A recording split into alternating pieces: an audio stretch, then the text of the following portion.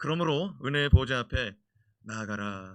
한번 선포합시다. 그러므로 은혜의 보좌 앞으로 나아갑시다. 예, 오늘 이 밤이 은혜의 보좌 앞에 나아가는데 오늘 말씀이 뭐라고 그러냐면 때를 따라 돕는 은혜가 있으니 은혜의 보좌 앞으로 나아가라고 말씀하고 있습니다.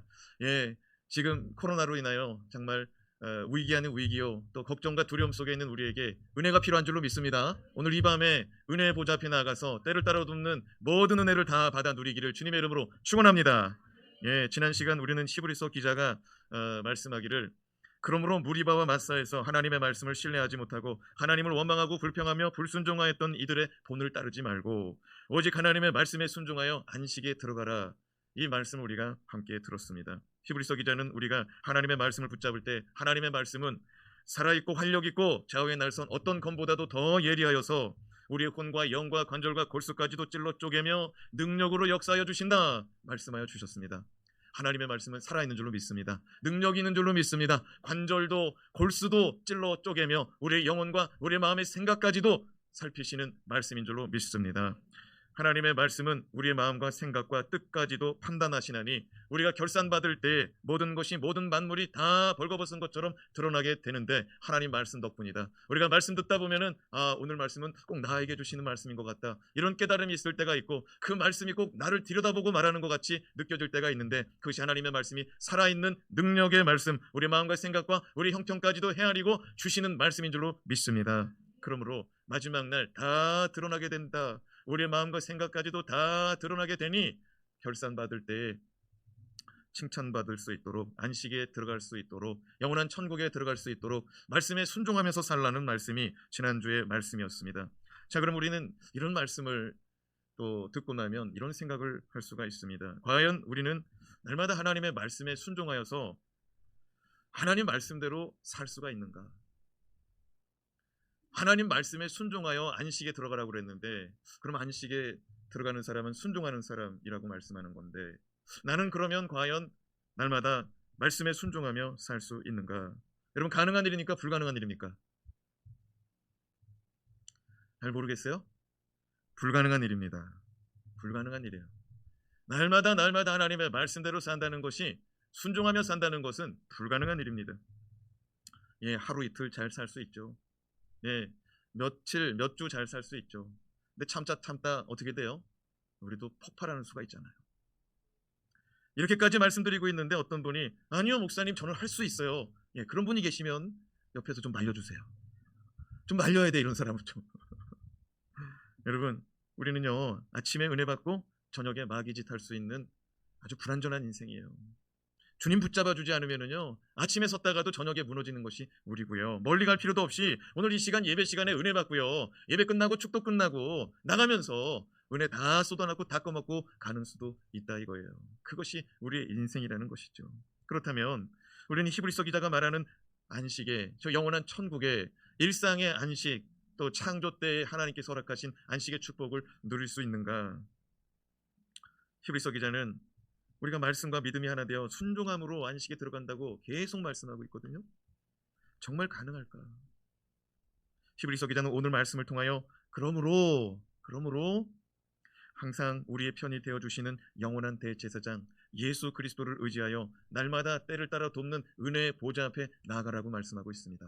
왜? 우리가 부족하기 때문에, 우리가 연약하기 때문에 우리는 하나님 말씀 듣고 잘 살아보려고 애를 쓰지만 우리는 또 넘어지고 불순종하고 또 우리의 혈기가 나타날 수 있는, 또 우리의 믿음이 다 떨어지고 낙심할 수밖에 없는 연약한 인생이기 때문에 그러므로 예수를 의지하여 은혜의 보좌 앞에 날마다 나아가라고 말씀하고 있습니다. 자, 그렇다면 실수와 허물 많은 우리가 어떻게 때를 따라 돕는 은혜의 보좌 앞으로 담대히 나아갈 수 있을까요? 은혜의 보좌 앞으로 나아가는 것, 그것도 대단한 결단이고 또 예배드리러 나온 것도 대단한 결단인데 담대히 나가라고 말합니다. 은혜 받기 위해서 담대히 나아가서 은혜 받으라고 말합니다. 어떻게 가능할까요? 첫 번째, 우리에게는 큰 대제사장이 계시다는 사실, 우리에게는 큰 대제사장이 계시다는 사실을 기억하고 담대히 나아갈 수 있는 것입니다. 선포합시다. 주 예수여, 우리에게 큰 대제사장이 되어 주십시오. 아니 벌써 우리에게는 큰 대제사장이 되어 주셨다라고 오늘 말씀하고 있습니다. 자, 14절 말씀을 같이 읽어보겠습니다. 시작. 그러므로 우리에게 큰 대제사장이 계시니 승천하시니 곧 하나님의 아들 예수시라. 우리가 믿는 도리를 굳게 잡을지어다. 제사장이라는 말은 말 그대로 제사를 드리는 일, 하나님께 제사를 드리는 일을 맡은 사람이 제사장입니다. 그런데 이 제사장이라는 말을 라틴어로 보면 하나님과 사람 사이에 다리를 놓는 사람이라고 우리가 지난 시간에 배웠습니다. 선포합시다. 제사장은 다리 놓는 사람입니다. 예, 하나님하고 우리하고 끊어진 관계거든요. 하나님하고 우리는 죄 때문에 우리가 하나님께로 가까이 나아갈 수가 없거든요. 우리가 하나님을 찾아도 하나님 만날 수가 없고, 하나님께 부르짖어도 하나님 그 부르짖음 우리가 상달될 수 없거든요. 그런데 예수 그리스도로 말미암아, 예수께서 우리 가운데 다리 놔주심으로 말미암아, 그리고 예수 그리스도께서 이 땅에 오시기 전에는 제사장으로 말미암아 우리가 하나님께 나아가는 줄로 믿습니다. 여러분, 제사장을 대표하는 사람, 제사장이 여러 명이 있거든요. 이 제사장이 여러 명 있는 가운데 이 제사장 가운데 제사장을 대표하는 사람을 대제사장이라고 말합니다. 대제사장. 그런데 다윗 시대에, 우리가 잘 아는 다윗 왕 시대에 제사장이 몇 명 정도 있었느냐? 여러분, 몇 명 정도 있었을 것 같아요, 제사장이? 한번 퀴즈를 한번 낼게요. 100명. 좀 세게 나가야지. 1000명. 네. 몇 명까지 있었을까요? 제사장 3700명 정도 있었습니다. 굉장히 많은 수죠. 그 가운데 대제사장 한 사람입니다. 근데 대제사장 그룹은 한 50명 정도 있었어요. 왜냐하면 대제사장이 하나님의 보좌 앞에 지성소로 나아갔는데 만약에 흠이 있어요. 그러면은 지성소에서 그 대제사장은 죽어서 나오게 됩니다. 그러니까 이 죽어서 나오게 되면 그 뒤에 순번이 대제사장의 역할을 하러 또 들어갑니다. 그러나 이 제사장들 3700명이나 되는 제사장들은 그때 당시에 모두가 다 성막의 뜰과 또 성소에서 섬길 뿐입니다. 수많은 제사장 가운데 단 한 사람, 대제사장만이 성막의 뜰을 지나 성소를 지나 성소 안에 있는 휘장을 지나서 지성소까지 들어가서 하나님을 배우는 것이죠. 어린 양의 피를 들고 성소를 지나 휘장을 지나 지성소에 나아가 하나님의 법궤 앞에 그 보혈 뿌리고 하나님 아버지 앞에서, 하나님의 임재 앞에서 하나님의 속죄함, 하나님의 말씀, 하나님의 은혜 받아가지고 나오는 것입니다. 우리가 이전에 출애굽기 강의 수요예배 시간에 다 배웠지만 다시 한번 좀 복습하는 시간 잠깐 갖습니다. 사진을 좀 준비했거든요. 그림을 잠깐 보여주면 좋을 것 같아요. 예, 법궤의 사이즈가 어느 정도 되느냐. 여기 보면은요, 이 하나님의 법궤라는 이 괴짝의 사이즈가 얼마나 되느냐. 가로가 67cm, 약 70cm 정도 됩니다. 어느 정도 될까요? 한번 손으로 한번 해봐요. 70 정도. 예, 예, 그 정도 된다고 그냥 합시다. 예. 그리고 또 세로가 얼마냐? 112cm라고 말합니다. 1m 10 한번 이렇게 한번 해볼까요? 1m 10. 자, 이 정도의 또 뭡니까? 너비가 또 얼마나 그랬어요? 67.5, 한 70 된다고 그랬죠. 자, 이 정도에 한 이 정도 이렇게 되는 거죠. 예, 이제 짐작이 돼요. 어느 정도인지. 생각보다 커요, 작아요? 좀 작죠, 생각보다. 근데 여기 안에 뭐뭐 들어갑니까? 십계명의 두 돌판, 그 다음에 아론의 쌍난 지팡이, 또 그 다음에 뭐가 들어가요? 만나가 들어갑니다. 네, 하늘에서 내린 만나. 자, 그런데 이 법궤에 하나님이 임재하는 자리가 있다고 그랬어요. 하나님이 이 법궤 위에 하나님이 임하시는 자리가 있다고 그랬어요. 그 자리가 어떻게 생겼냐? 사진 한번 또 봅시다. 이게 진짜 이제 법궤를 지금 이게 모세 시대 때 만든 거는 지금 없어요. 그런데 하나님의 이 말씀, 출애굽기에 있는 말씀을 그대로 재현한 겁니다. 자, 재현했더니 자, 저 법궤가 저렇게 생겼어요. 저렇게 생겼는데 하나님은 어디에 임재하시느냐? 두 천사의 사이에 임재하십니다. 어디에 임재한다고요? 두 천사 사이에. 자, 두 천사가 지금 어떻게 하고 있습니까? 무릎을 꿇었죠. 무릎을 꿇은 다음에 어떻게 하고 있습니까? 두 손 모았죠. 그런데 날개 두 개가 있어요. 날개 두 개를 지금 어떻게 하고 있습니까? 자, 이렇게 하고 있는 거예요. 한번 해봐요. 손으로 한번 저 날개, 내 손이 오늘 날개다 생각하고 한번 해봐요. 이렇게, 야, 이렇게 한번 해봐요. 자, 그런데 이렇게 서 있으면은 큰일 납니다. 왜냐면은 하나님 앞에서 머리를 숙여야 되는 거예요. 예, 머리를 숙여야 되는 거예요. 왜? 우리도 왕이 나타나면 왕을 쳐다보지 않잖아요. 그러니까 천사들도 지금 하나님의 왕, 예, 만왕의 왕, 우리 하나님을 바라볼 때 똑바로 쳐다보는 게 아니고 자기 날개를 가지고 겸손하게 머리를 숙여가지고, 예, 눈을 가리고 있습니다. 그러면 저 사진을 보면은요, 다시 한번 보여주면은 저 천사가 두 날개를 저렇게 펴고 있는데 저 날개와 날개 마주본 저 사이 천사가 무릎 꿇은 저 사이에 만왕의 왕 대신 하나님이 임재하는 거예요. 근데 법궤가 얼마 정도 되죠? 법궤가 이 정도 되는 거예요. 110에 한 70 정도? 아, 여기도 지금 작단 말이에요. 이게 한 평도 안 된단 말이에요. 근데 여기서도 두 천사의 그 사이에 임한다는 거예요. 사랑하는 여러분, 하나님 말씀해 보면은요, 하나님은 이 하늘을 하나님의 발등상, 발받침으로 쓰고 있다고 그랬습니다. 하나님이 그냥 발 하나 올려놓고 있는 그게 우리 하늘이에요. 우주예요. 그렇게 크고 그렇게 위대하신 하나님이 인간을 만나기 위해서 저 법궤 위에 임재하십니다. 하나님이 임재하셔서 무엇 하시느냐?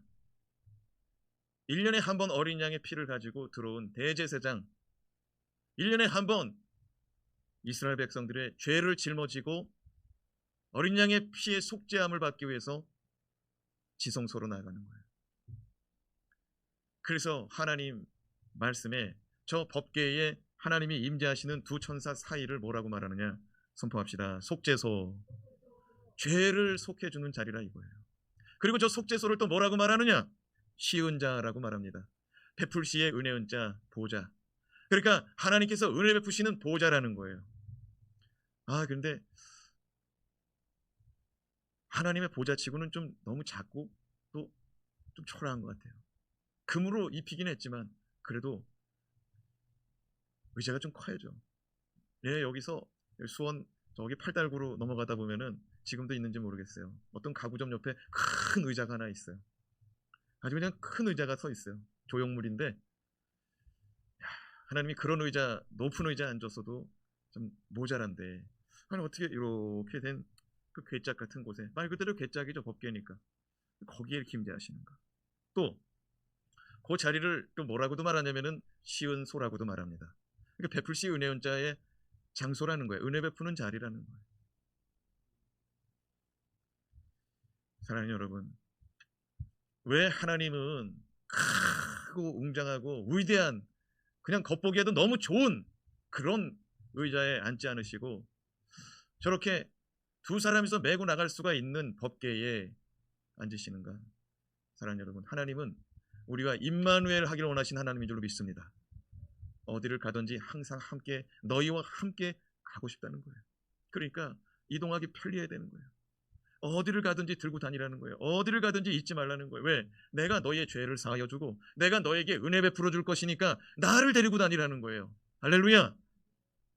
여러분, 이것이 지성소에 놓여진 하나님의 임재의 자리입니다. 여러분, 지성소라는 것은, 성소라는 말은 거룩한 자리라는 말이잖아요. 지성소라는 말은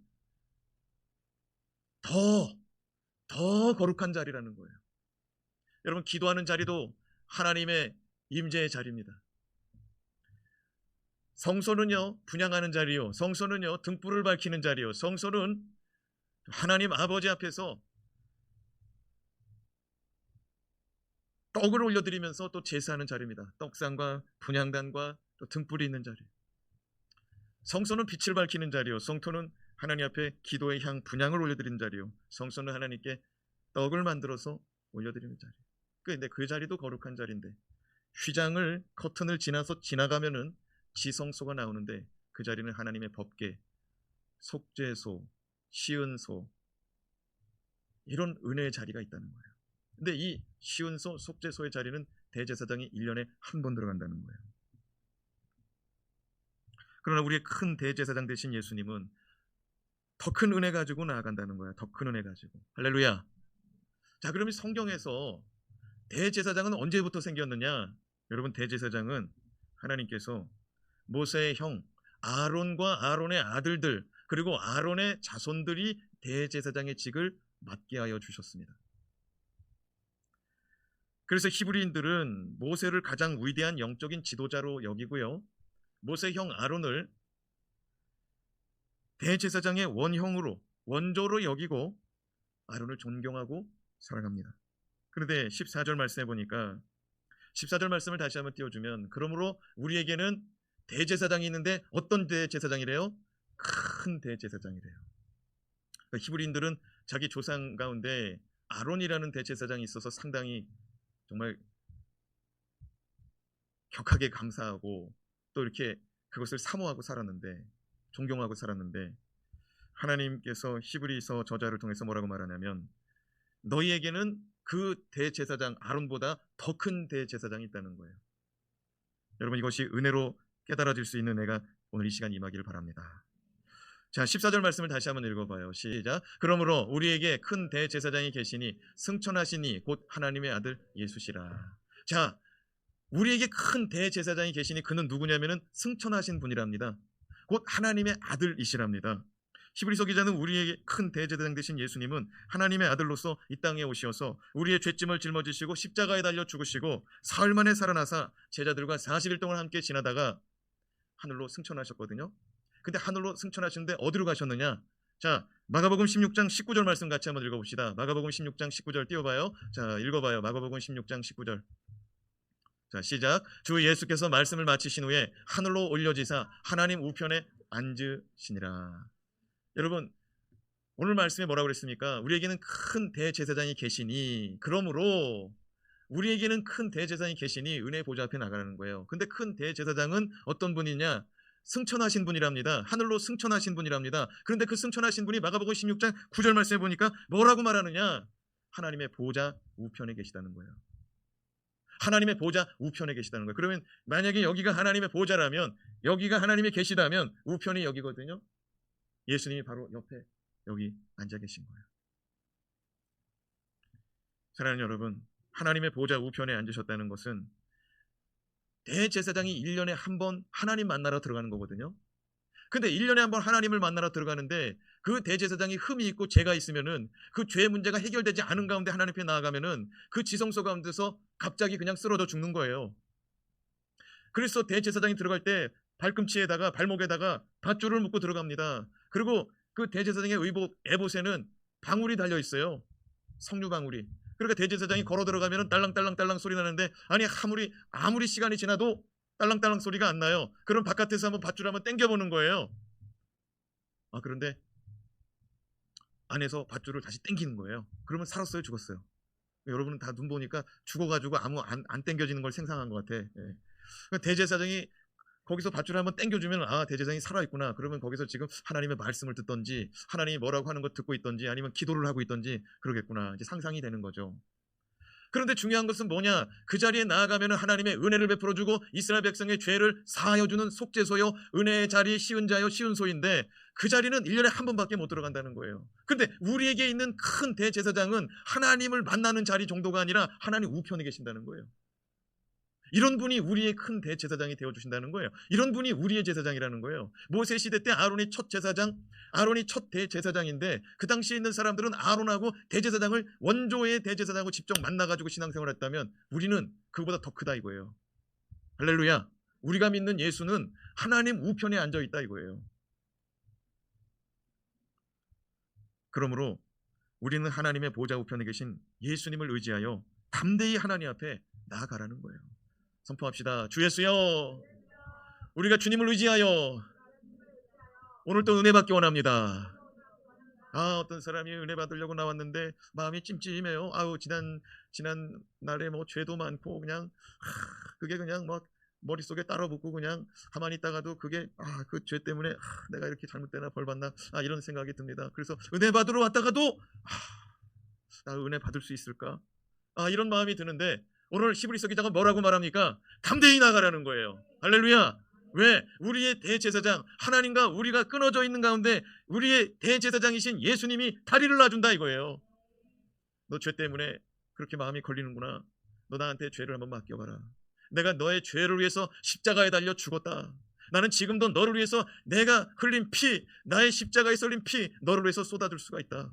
오늘 이 시간 너는 나를 의지해서 하나님 앞에 나가서 은혜를 구해봐라. 담대히 나아가봐라. 하나님의 은혜는 때를 따라 돕는 은혜다. 예수님 오늘 우리 가운데 말씀하는 줄로 믿습니다.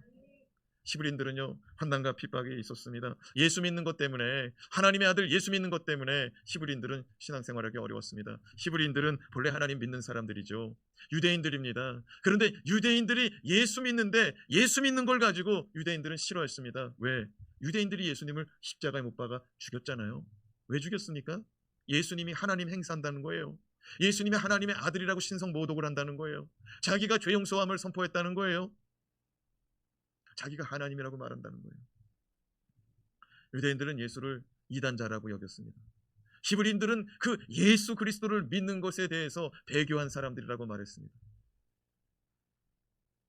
히브리인들 가운데 예수 믿은 사람들은 이전에 말씀드린 대로 로마인들에게 정치적으로 탄압받고, 유대인들에게 민족적으로 혈육적으로 탄압받고 핍박받고 있었습니다. 그래서 도저히 견딜 수 없어서 다시 그냥 유대교로 돌아가야겠다. 예수 버리고 그냥 하나님만 믿어야겠다.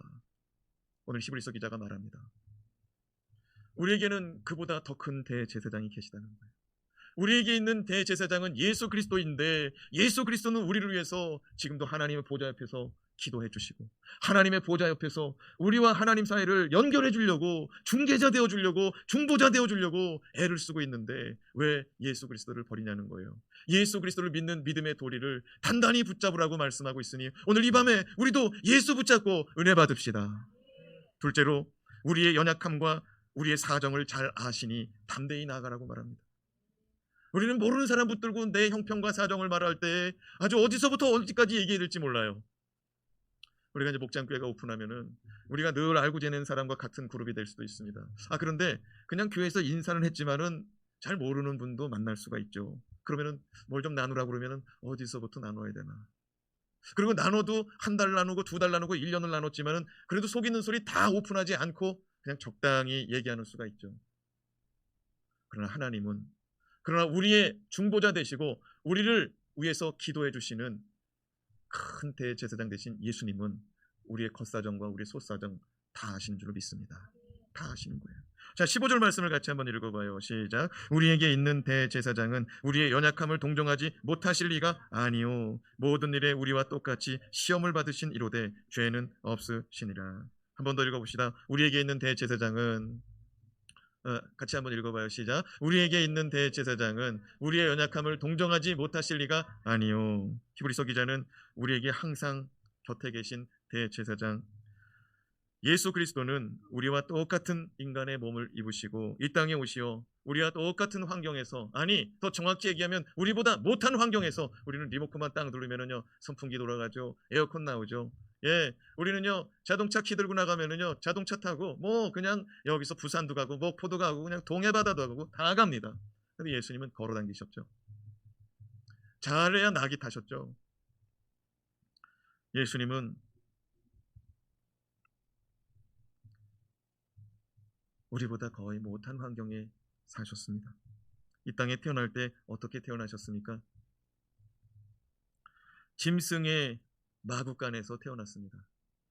저는 외양간에서 태어났습니다. 예수님하고 동급이에요. 근데 그 정도가 아니죠. 예수님은 그 외양간 정도가 아니라 어디에 누이셨대요? 말구유에, 구유에 놓이셨대요.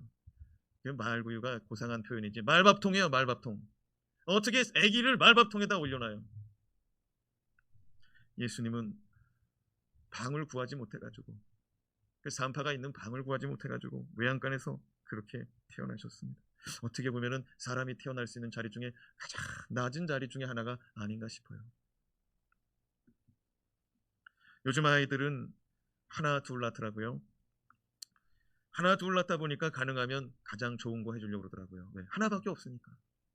예수님은 이 땅에서 가장 낮은 곳에 태어나시고 능력 있고 명망 있는 가문에서 태어난 것도 아니고 시골 마을에서 목수의 아들로 태어났습니다. 목수의 아들이라는 것은 가진 재산이 있는 게 아니라 몸뚱아리로 먹고 사는 사람입니다. 기술로 먹고는 사는 사람입니다. 나가서 몸을 굴리지 않으면 돈이 생기지 않는 집안인 거죠. 예수님은 그렇게 어린 시절을 보내고 어느샌가 성경에는 아버지에 대한 얘기가 없어집니다. 요셉에 대한 얘기가 없어져요. 그 다음서부터는 예수님과 동생들 그리고 예수님과 어머니 얘기만 나옵니다. 그럼 무슨 얘기냐면 장남이 가족 건사하고 있는 모습을 우리가 상상할 수 있는 거죠. 예수님은 30세에 공생애가 시작되셨는데 예수님 하시는 말씀이 뭐냐면 공중에 나는 새도 둥지가 있고 여우도 굴이 있건만 인자는 머리 둘 곳이 없도다. 이게 무슨 말이냐면 무주택자였다는 거예요. 그냥 들판 가다가 나무 밑에 있으면 나무 밑에서 쉬고 거기서 주무시고 동굴 같은 게 있으면 거기 들어가서 또 쉬시고 누가 예수님 우리 집에 오세요. 삭개오가 자기 집으로 초청했죠. 예, 그러면은 그 집에 가서 얻어먹고 그 집에 가서 하룻밤 쉬고 더 있으라 그러면 더 있고 그게 예수님의 삶이셨습니다. 예수님은 누군가 식사 대접하면은 식사 대접 받으시고 식사 대접 없고 가진 돈도 없으면 그냥 굶고 다닙니다. 그러다가 안식일 날 제자들이 하도 배가 고파가지고 어떻게 했어요? 밀밭 사이로 지나가다가 밀리삭을 따가지고 손으로 비벼가지고 그거 먹었는데 그 옆에서 사람들이 보고 뭐라 그래? 당신의 제자들은 왜 안식일 날에 그런 짓을 하냐는 거예요. 오죽 먹을 게 없으면은 그거 밀리삭 따먹고 있었겠어요. 그러면 제자들 굶기고 예수님 먹고 다니셨냐? 그렇지 않죠. 그럼 예수님은 수입이 뭐냐? 어쩌다가 병 고침 받아서 은혜 받은 사람이 말씀 듣고 은혜 받은 사람이 예수님이 격려해주고 축복해줘서 너무 고마워서 감사한 금을 드리면은 그거를 예수님이 받아다가 가룟유다한테 맡기고 가룟유다가 밥 사오면 밥 먹고 필요한 거 있으면은 가룟유다 통해서 얻어서 쓰고 그렇게 사신 거죠. 예수님은 고정 수입이 없었습니다. 있으면 쓰고 없으면 굶고. 예수님은 가장 가까운 사람들에게 배신당했어요. 여러분 배신당해 본 적 있는지 모르겠습니다. 가장 가까운 제자 믿음직스러워서 돈을 맡겼더니 야 돈이 얼마나 좋은지 예수님을 은 30냥 주고 팔아버려요. 가장 가까운 제자라고 말하고 자기가 1등 제자라고 말했던 베드로 예수님 앞에서 예수님 저주하고 욕하고 도망갑니다. 그리고 나머지 제자들은 벌써 도망갔어요. 예수님 어려움 당하자 벌써 다 도망가서 흩어져 자기 목숨 연명하고 있습니다. 십자가에 달릴 때는 그렇게 많은 사람들이 호산나 다윗의 자손이라고 외치면서 환영한다고 아주 그냥 웰컴한다고 두 손 번쩍 들고 막 환영했는데 예수님 십자가에 달리실 때는 저놈 죽이라는 거예요. 사람들이 등 돌리고 조롱하고 침뱉고 외쳐서 죽이자고 말합니다. 예수님은 십자가에 달려 숨이 끊어지는데 마지막으로 주님 하신 말씀이 뭐예요? 나의 하나님 어찌하여 나를 버리시나이까? 예수님 나의 아버지 어찌하여 나를 버리시나이까? 예수님은 하나님 아버지한테도 버림당하시더라고요.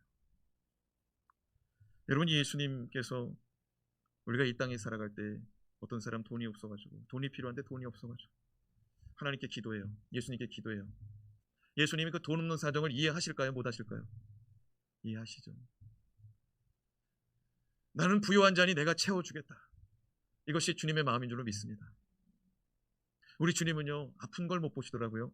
사람이 아프면은요 그거 아픈 사람 가서 치료해 주더라고요. 베드로 장로가 열병이 있었는데 10명 고쳐주죠. 앉은 자 일어서게 하죠. 안 못 보는 자 보게 하죠. 예, 나병 고쳐주죠. 혈류증 고쳐주죠. 말 못하는 거 말하게 만들죠. 듣지 못하는 거 듣게 하죠. 하나님은 우리 예수님이죠. 예수님은 이 땅에 오셔서 아픈 사람 보면 항상 뭐라고 말씀하시면서 고쳐줬냐면 불쌍히 여기사.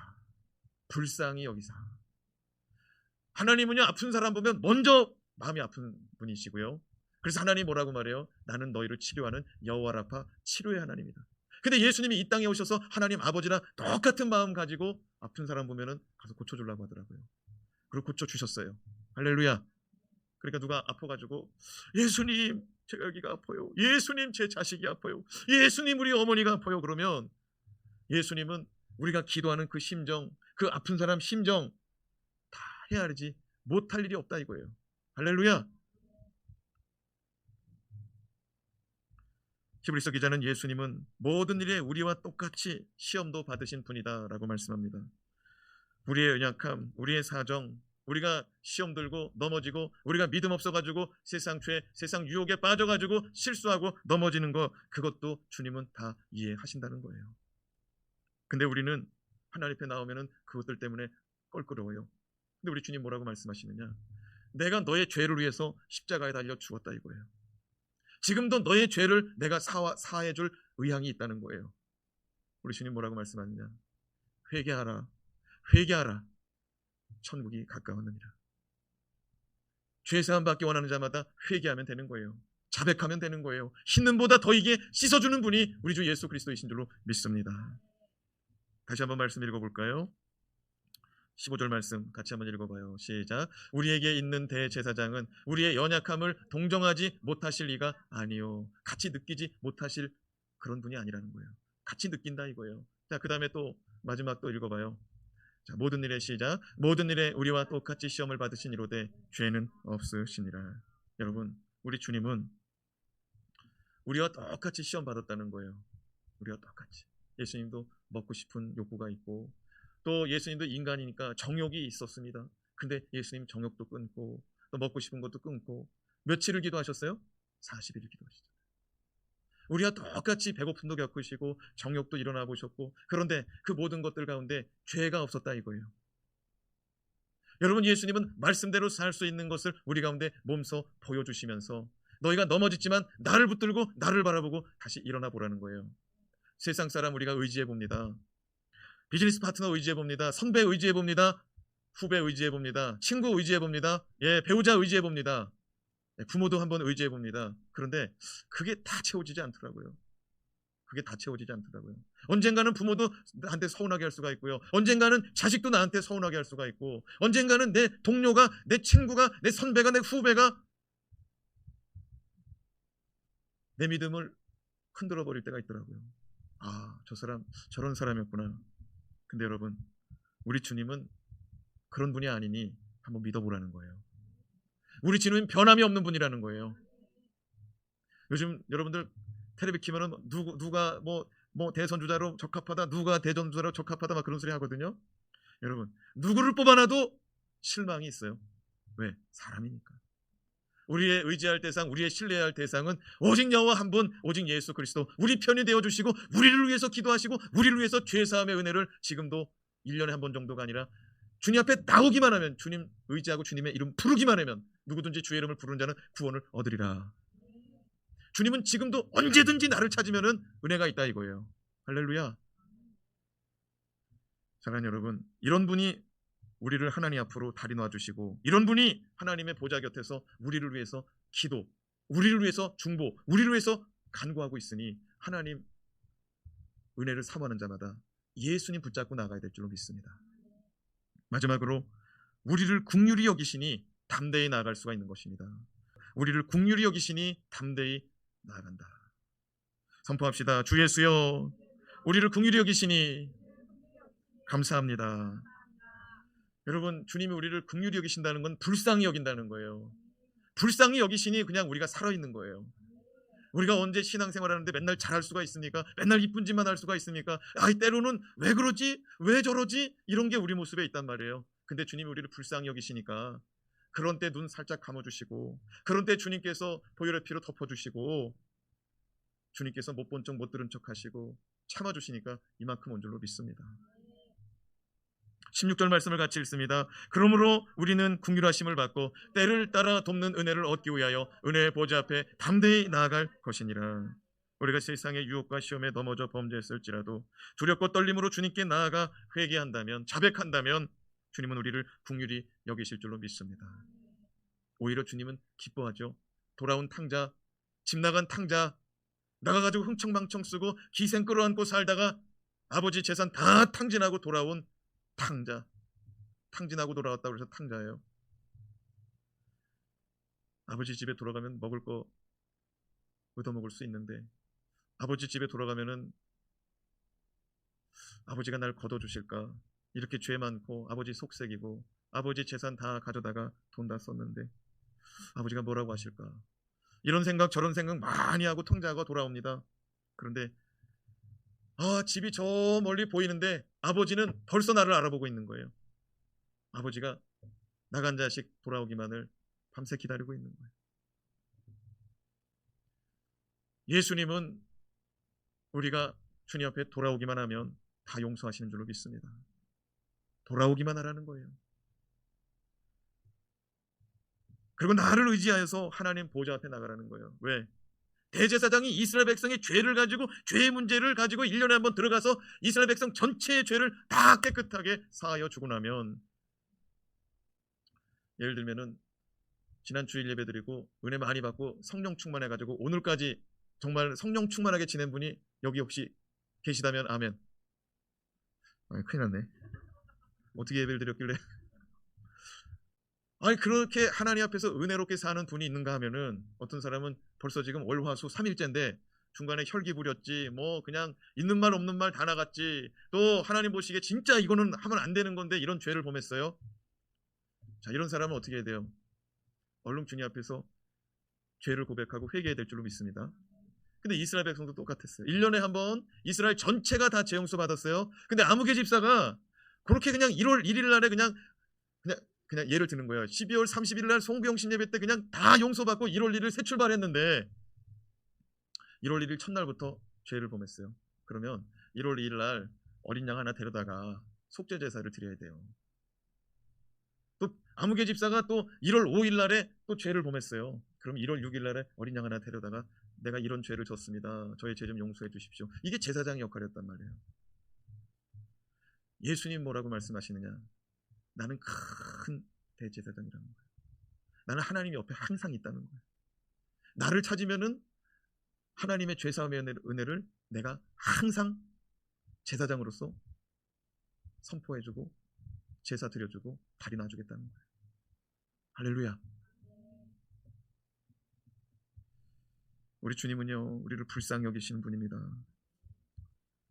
집 떠난 자녀를 기다리는 부모의 마음처럼 지금도 우리를 기다리십니다. 히브리서 기자는 주님 앞에 나와 주님이 긍휼히 여기시는 은혜, 불쌍히 여기시는 은혜, 그거 믿고 나오라는 거예요. 믿고 나오면은 때를 따라 돕는 은혜, 때를 따라 돕는 은혜 주신다는 거예요. 오늘 이 밤에 때를 따라 돕는 은혜가 나타나길 바랍니다.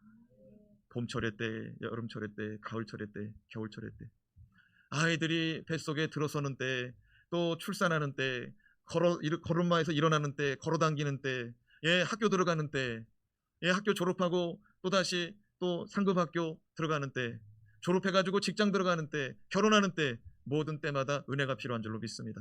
근데 하나님 뭐라고 말씀하시느냐? 그런 때마다 다 나오라는 거예요. 내가 다 도와주겠다는 거예요. 이게 굉장히 큰 은혜 아닙니까? 죄가 있어도 나오라는 거예요. 허물이 있어도 나오라는 거예요. 순종하지 못하고 있어도 나오라는 거예요. 은혜가 없어도 나오라는 거예요. 믿음이 없어도 나오라는 거예요. 나오기만 하면 내가 은혜를 베풀어 준다는 거예요. 그 너무나 큰 은혜 아닙니까? 오늘 또 하나님 앞에 나온 저와 여러분, 이거 수지 많은 시간 나온 거예요. 할렐루야. 나와서 나를 붙잡으라는 거예요. 나와서 나를 의지하라는 거예요. 나와서 죄가 있으면 죄를 고백하고, 소원이 있으면 소원을 고백하고, 문제가 있으면 문제를 아뢰어가지고 문제 해결받고 응답받고 죄사함 받고. 할렐루야. 그런데 그냥 나오지 말고 주님이 뭐라고 말하냐? 담대히 달려나오라는 거예요. 할렐루야. 쭈삣쭈삣거리지 말라는 거예요.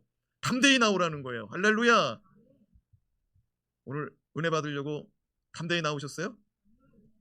여러분 다음 주 수요일 날 올 때는요, 아주 그냥 달려나오시기 바랍니다. 그렇다고 악셀레다 세게 밟지 말고, 마음이 그렇다는 거예요. 마음이.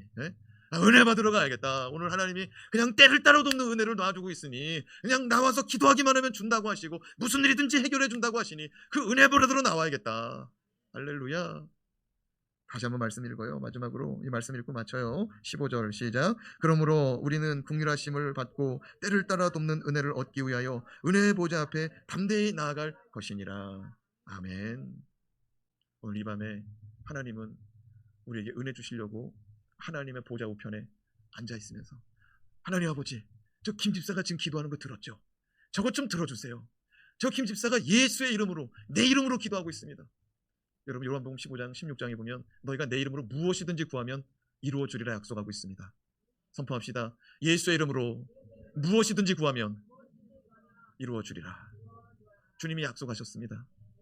언제든지 나와서 내 이름으로 구하라는 거예요. 죄가 있으면 죄 용서해달라고 구하고, 문제가 있으면 문제 해결해달라고 기도하고, 응답받을 일 있으면 응답받게 해달라고 기도하라는 거예요. 내 이름으로 언제든지 나오라는 거예요.